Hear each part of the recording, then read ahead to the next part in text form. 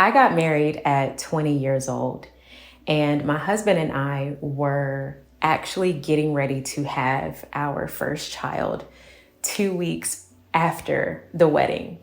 And I will say, submission was not something that I understood or even honored right away because I felt like I had to become inferior to my husband. And along the way, God has shown me through these 13 years of us being together, 11 years married, I have sort of learned how to become that biblical wife that he always wanted me to be. And so today I want to share with you some tips that I have learned along the way. When you removed that veil from over your face during your wedding, whether or not you wore an actual physical veil, I didn't. You still removed one symbolically upon making that covenant. And when you removed it, you also removed your will. So in a marriage, it is no longer about me, or you. It is now about y'all. Genesis 2:25 says that Adam and Eve were both naked and they were not ashamed. You have to learn to get to a place in your marriage where the both of you can be naked and unashamed, completely vulnerable. You have to share everything. You should even share passwords and accounts. My husband and I actually have a lot of shared accounts underneath our Navy Federal Bank. And I will say it works. It works. He knows every password to my social media. He doesn't have social media anymore, but I knew all of his passwords. We are completely vulnerable with one another. We don't go behind each other's backs and talk about each other to our friends and family. We are completely naked and unashamed.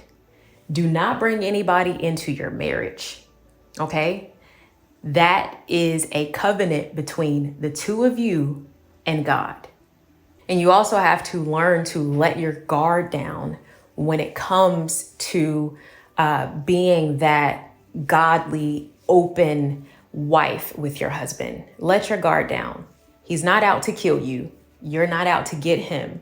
Y'all are in this together. If he loses, you lose. You're one.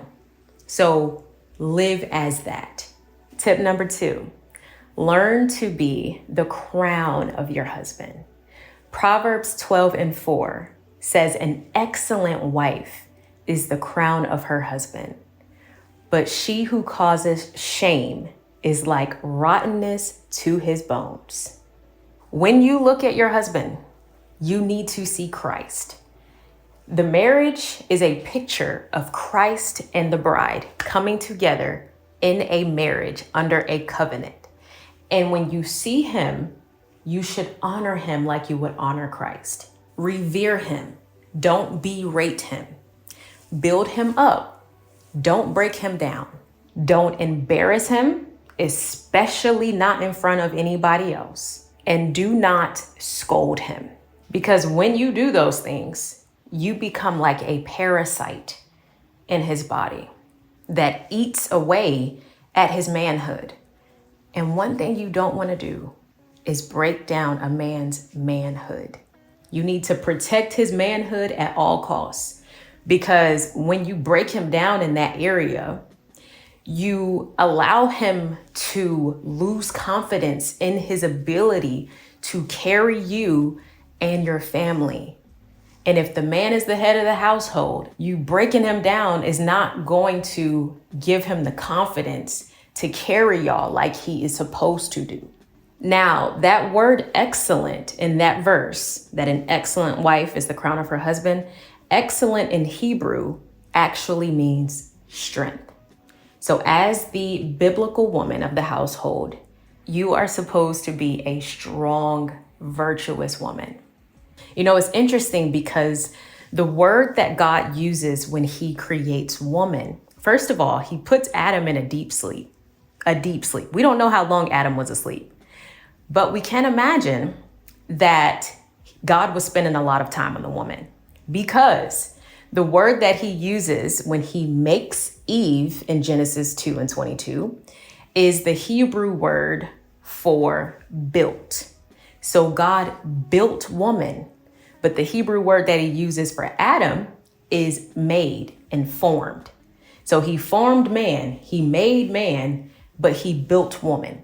And I believe he spent more time building the woman because the woman had to be the azar, which is help, when God says that there was no helper suitable or comparable to Adam. She had to be that help. And so he had to spend a lot more time building her so that she could build him. And I want to take you back to that verse as well. It says that there was no helper comparable to Adam. So not inferior to. Like I said in the beginning, I originally thought that submitting unto your husband meant that you had to become his inferior. But God is clearly saying that he made us comparable to man. You have to learn to be that strong, virtuous woman in your marriage. And virtuous actually means having a moral character. And when you create that moral character inside of you, you eventually become the crown of your husband's head. And that crown means that you help him to realize his fullest potential, being the man of the household, and you allow others to respect who he is, what his role is. But you have to be strong. It's going to be tough. There are going to be times where you want to end the marriage. I know I tried to divorce my husband like probably 33 times within the first year. And just for reference, I feel like if you can get through the first year, or maybe even just like the first 3 years, y'all are going to be good in your marriage. From experience, just speaking from experience. But you have to learn to be that strong woman, because a man's brain does not think like a woman's brain. All right. So they don't easily empathize with us. They don't easily understand where we're coming from. And you have to keep this in mind. There are going to be a lot of times where you're going to go through more pain. But I would say be patient. Be patient, because it took us a few years before my husband could get to a great level of conversation. I had to be patient during that time. And I will say I wasn't that patient. God definitely had to help me through the process. But we're here now and we're 13 years in. So I think it's been a mighty blessing in our lives. And we are just going up from here. Don't be so quick to nag. This is a hard one. Don't be so quick to nag him about every little thing. Gently and patiently teach him how to love you. He's gonna tune out your yelling, but he will tune into your gentle, quiet spirit. So learn to have that spirit. Proverbs 21:9 says, "It is better for a man to live in the corner of a housetop than for him to live with a contentious woman," a woman who is likely to cause arguments all the time, a woman who is controversial by nature. So you don't want to be that woman, or your husband is not going to feel comfortable living in the house with you. And again, I had to learn that along the way, because it wasn't easy for me, because it seems like every little thing that a man does, it just eats at you. As women, it just eats at us, and we're just like, how are you thinking that? Like, what are you doing? I would have did this, not that, and you over here. But that constant nagging is just not gonna solve anything. So if you want him to do something differently than how he's doing it, try to be gentle, keep your voice calm, and slowly teach him again how to love you and how to care for things in the household. Don't nag him. The marriage bed is undefiled, which is a good thing. So you and your husband can do whatever y'all want to do in bed, as long as it is between you and him. Keep everything that happens in your marriage bed between the two of you. I know a lot of times girls have best friends and they like to talk about their sex life with their best friends. This is a mistake, a huge mistake. You don't want anybody knowing what you and your husband do in your bed.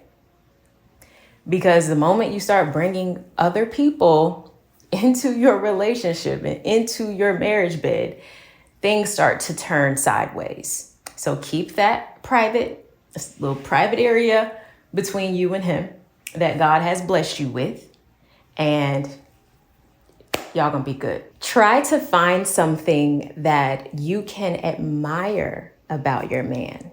Appreciate what he brings to the table. So put yourself on the back burner for a minute and appreciate how he influences the woman that you are becoming or have become.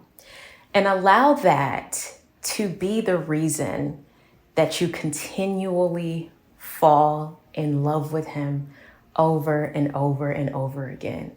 I feel like every single day you should love your husband a little bit more. You should find something in him that you like a whole lot more than you did yesterday. And that is what is going to keep your heart really soft and warm for your husband. It's very important to keep your love strong in your marriage, because the Bible says that love covers a multitude of sins.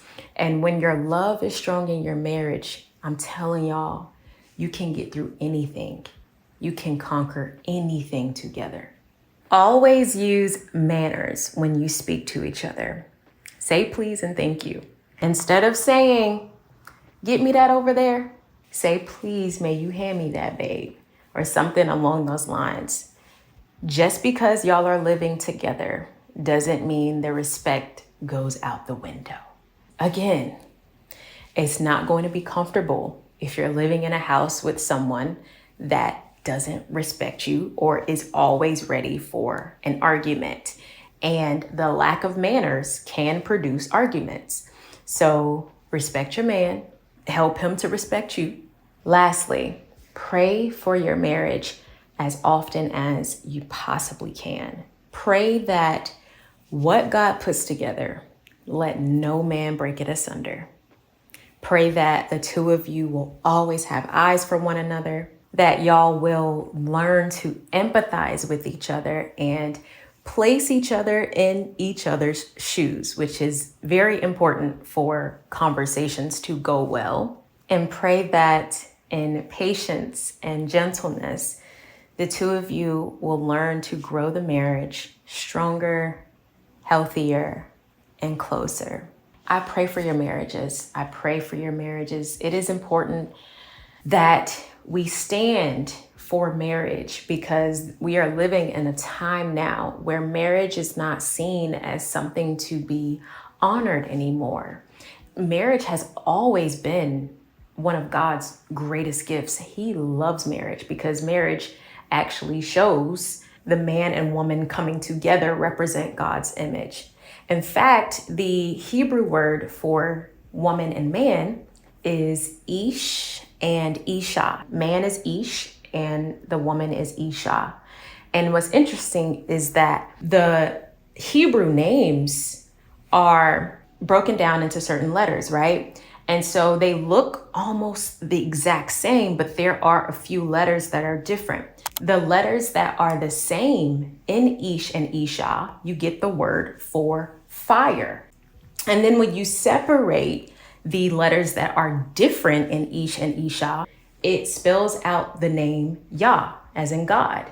So that's showing you that without God, your marriage will end in destruction.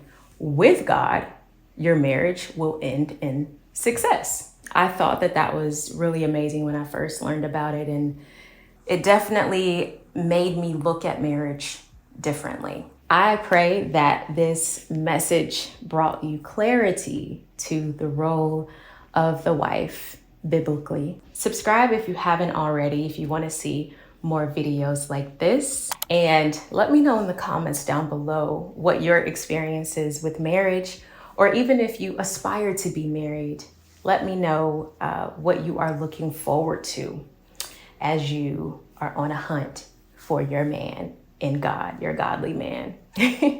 I will see you guys in my next video.